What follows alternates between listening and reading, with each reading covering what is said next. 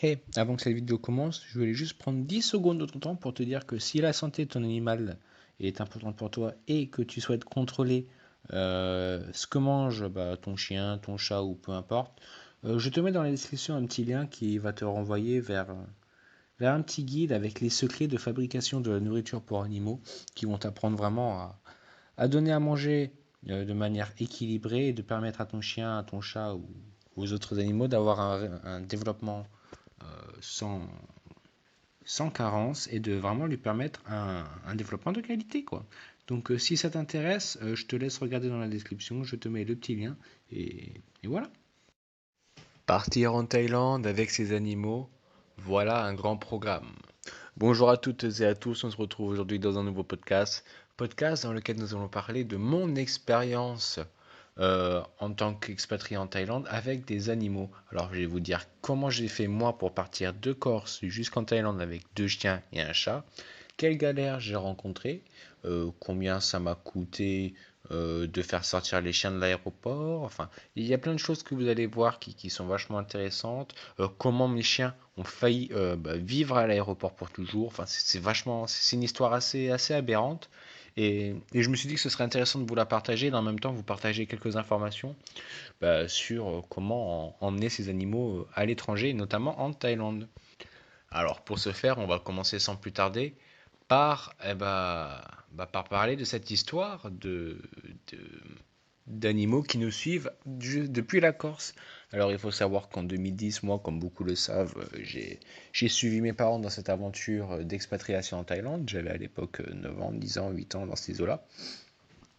Et comme très peu de gens le savent, j'avais 2 chiens et un chat, donc comme je l'ai dit, Bisgамbi, un grand border collie, Lila, un Spitz moyen, et Cannelle, un chat. Bon, les chats, c'est marrant parce que les chiens, on connaît souvent les races, mais les chats, c'est un chat, voilà.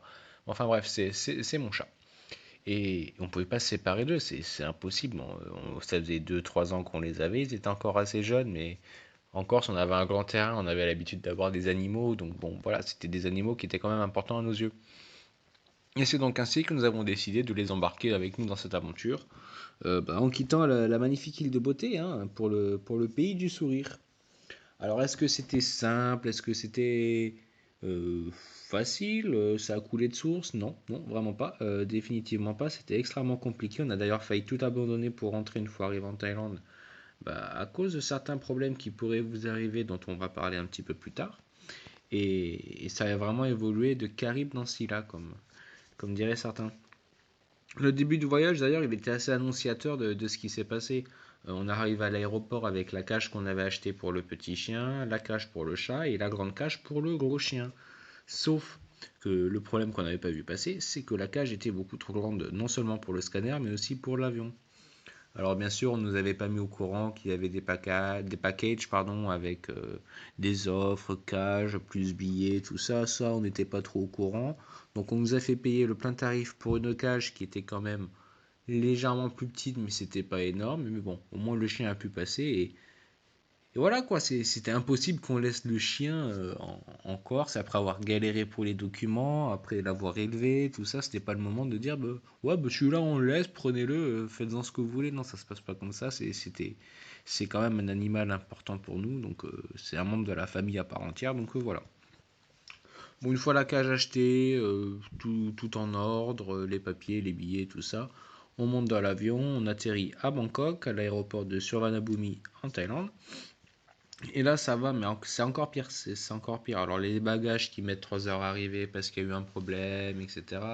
On savait pas où aller pour retrouver nos chiens. Puis, une fois qu'on les a retrouvés, alors là mais accrochez-vous bien, ça a été vraiment horrible. Nous, on était tout en confiance. Hein, les papiers, les documents étaient à jour, tout était bon, on avait tout fait dans les délais.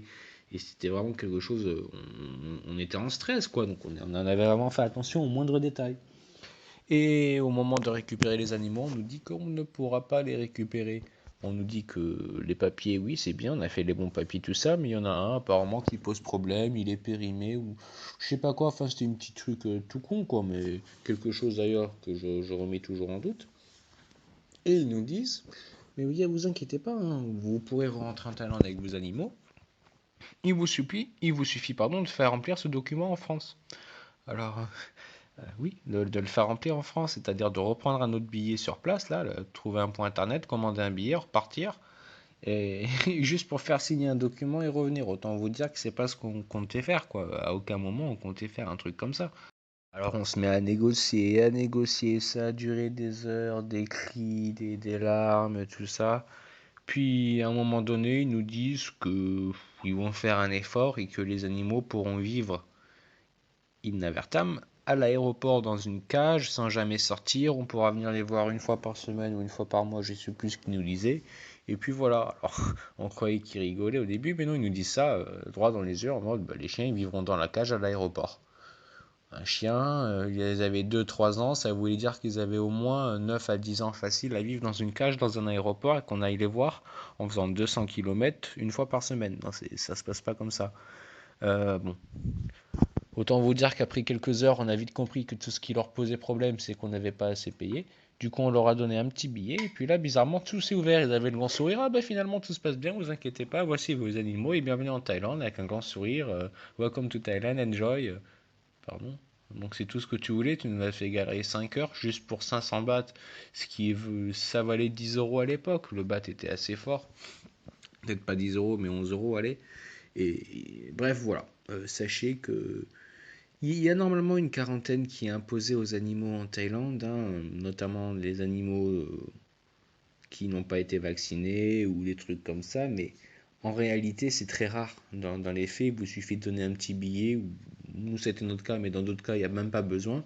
Et les animaux, si tout est en ordre, bah, ils les laissent rentrer sans souci, quoi. C'est vraiment très rare qu'il y ait une quarantaine ou que les animaux soient abattus. C'est vraiment qui est très rare ou qu'il y a un très très très gros problème.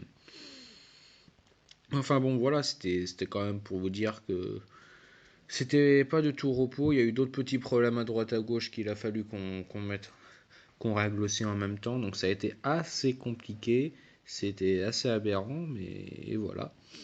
Bon, aujourd'hui, le gros chien, donc Bisgambi, je vous mettrai des photos, j'ai fait un petit post où j'ai mis les photos et beaucoup plus de détails sur comment ça s'est passé, et je vais aussi vous mettre les procédures, tout ce qu'il faut faire pour emmener vos animaux en Thaïlande dans la description, dans un petit lien sur un post. Comme ça, vous aurez tout sur écrit, vous n'aurez pas à écouter 5 fois l'audio pour noter les informations, vous aurez juste à la limite imprimer la page Google, peu importe, et puis voilà. Mais je vais vous mettre des petites photos aussi, c'est sympa, vous verrez les animaux desquels je parle, ils sont trop choux. Et tout ça pour dire que le gros chien et le chat, malheureusement, ils nous ont quittés depuis, hein, ça va faire 10 ans. Le chat est mort il y a 2 3 ans, elle avait 20 ans. Et le chien, il y a 3 4 ans, le gros chien, malheureusement, a 11 ans. Il nous reste la petite fofolle, la petite Lila de 15 ans, qui va sur sa 15e année cette année en juin. Et, et voilà, mais c'est une histoire quand même pour vous dire, ça voudrait dire qu'à l'heure d'aujourd'hui, si on les avait écoutés, je serais encore en train d'aller faire des allers-retours à Bangkok pour aller la voir dans une cage. Si elle avait survécu à la cage, parce que vivre en cage, je pense pas qu'elle aurait tenu jusqu'à 14 15 ans qu'elle a aujourd'hui.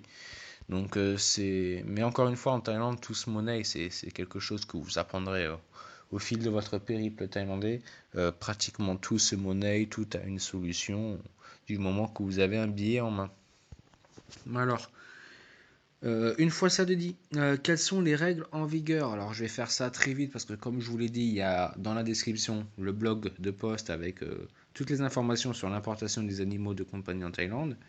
Mais pour faire gros, les animaux de compagnie doivent disposer d'un certificat de santé établi par un vétérinaire et visé par l'autorité compétente du pays d'origine. Ça veut dire que vous allez aller voir un organisme qui va spécifier en anglais que vos animaux sont bien vaccinés, ceci, cela, que tout est en règle. Enfin, c'est une formalité juridique qui prend des fois du temps, qui est pas très coûteuse, mais c'est chiant, quoi. C'est l'administratif français, on connaît.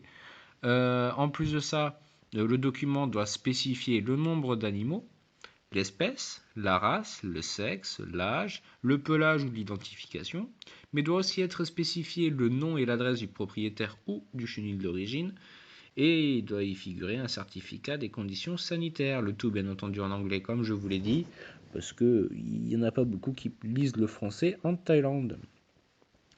En plus de ça, les animaux doivent provenir d'une zone où les maladies animales sont maîtrisées, comme la rage et trucs comme ça, être en bonne santé et ne doivent montrer aucun signe de maladie infectieuse ou contagieuse, ni d'ectoparasitose au moment du voyage. Le pays d'origine, bien sûr, doit depuis au moins 12 mois être lui-même peu impacté par la rage. Ils entendent par là qu'il y a très peu de cas de rage dans le pays d'origine, que tout est contrôlé, et que pour limiter le risque que le chien ait la rage, quoi. Alors ça peut prêter à sourire autant de précautions quand on connaît le nombre de chiens errants dans la rue en Thaïlande, mais bon, globalement, voilà, c'est comme ça, on n'y peut rien. En plus de ça, il faut que l'animal soit vacciné contre la rage avec un vaccin anti-rabique, je crois qu'on appelle, anti-rabique, ouais, homologué, et ce, au moins 21 jours avant le départ. Ils doivent aussi être vaccinés contre la leptospirose, au moins 21 jours avant le départ, encore une fois. À défaut d'être vacciné, un test de leptospirose négative 30 jours avant le départ sera exigé. La vaccination contre les autres principales maladies infectieuses est aussi demandée. Enfin, infectieuses ou contagieuses, hein. Enfin, on n'est pas dans le détail, vous comprenez ce que je veux dire, telles que la maladie de Carré, l'hépatite, la parvovirose, tout ça, encore une fois, avec un vaccin homologué et 21 jours avant le départ. Les animaux doivent être transportés dans des caisses adéquates, les protégeant de toute blessure ou souffrance inutile, mais j'imagine que toute personne responsable et toute personne qui souhaite emmener leurs animaux en Thaïlande, c'est qu'ils les aiment un minimum, donc ils font attention à ce détail. Et il est important de noter qu'en cas de transit, les animaux ne doivent pas être en contact avec les autres animaux. Et encore pire non, par-dessus tout, ils ne doivent pas quitter l'enceinte du port de l'aéroport, sauf pour se rendre dans une zone de quarantaine déterminée. Je sais pas pourquoi j'ai dit pire, parce que bon, si le chien s'évade, c'est un petit peu bête, mais bon. À l'arrivée, les animaux ils doivent subir une quarantaine pour une période de moins de 30 jours, mais ça, je vous l'ai dit, ça arrive, mais très très rarement, enfin en tout cas par expérience. Et normalement, pendant cette quarantaine, ils peuvent faire des tests, ils peuvent faire des traitements qu'ils jugent nécessaires et le tout à vos frais. Donc, s'ils ont décidé de lui faire tous les tests possibles et imaginables et que c'est comme ça, bah, ce sera à vos frais. Et puis voilà. Oui, comme je vous l'ai dit, hein, dans mon exemple et dans l'exemple de beaucoup de personnes, ça n'arrive que très très rarement. En cas de manquement à sa réglementation, bien sûr, l'animal pourra être soit déporté, soit abattu. Autant vous dire que abattu c'est très rare parce qu'ils ont un respect des animaux, même un serpent dans votre jardin, ils vont pas l'abattre, ils vont juste le délocaliser, donc je les vois mal tuer votre chien. Enfin moi j'avais des chiens qui avaient des problèmes de santé, ils ont toujours refusé de les endormir, comme on dit, malgré la souffrance animale, donc bon. Et les renvoyer dans le pays, non, en échange d'un petit billet, ils s'en foutent qu'il y ait un chien en plus et un chien en moins, qu'il soit vacciné ou pas, ça va faire une différence, mais globalement, je pense que ça se monnaie. Mais jouez pas à ça, soyez en ordre, c'est le plus important. Si vous êtes en ordre, vous êtes sûr globalement de pouvoir passer, quoi, voilà. Je pense que c'est à peu près tout pour aujourd'hui. J'ai fait le tour des informations que j'avais. Je me souviens plus, ça fait quand même 10 ans, puis les prix ont évolué, de combien ça m'avait coûté, et ce serait pas forcément très actuel au vu de l'inflation, de l'évolution des prix, tout ça. Donc bon, ce serait pas très actuel. Mais au moins, vous avez une bonne vision globale de comment ça s'est passé pour moi et comment est-ce que ça pourrait se passer pour vous. Je vous invite encore une fois à lire dans la description les liens utiles et à rejoindre le blog sur lequel j'ai tout marqué et j'ai mis des petites photos de mes animaux qui sont trop mignons, surtout Lila, vous verrez. Et si vous avez des suggestions, des questions par rapport aux animaux, je vous laisse les marquer dans les commentaires. On se retrouve demain pour un nouveau podcast et je vous souhaite une bonne journée, matinée ou soirée à vous. Ah non, j'allais oublier un petit truc très intéressant. Alors attendez, restez restés. Si la santé de votre animal est vraiment importante à vos yeux, je connais un guide qui est quand même indispensable. Moi, je le considère vraiment comme indispensable parce que ça peut vraiment être intéressant. Je parle surtout un recueil avec les secrets de préparation de la nourriture pour animaux. Donc ça vous apprendra un peu comment est faite la nourriture animale et les petits secrets pour bien nourrir votre animal pour qu'il ait une qualité de vie vraiment intéressante. Je dis intéressante, non, une qualité de vie incroyable, quoi, qu'ils soient en bonne santé, qu'ils soient heureux et qu'ils puissent s'épanouir comme tous les animaux, quoi, qu'il ait un bon développement et qu'il ne soit pas en insuffisance de ceci ou de cela. Bref, je vous mets le lien dans la description encore une fois. Et voilà, je vous souhaite une bonne soirée. Au revoir.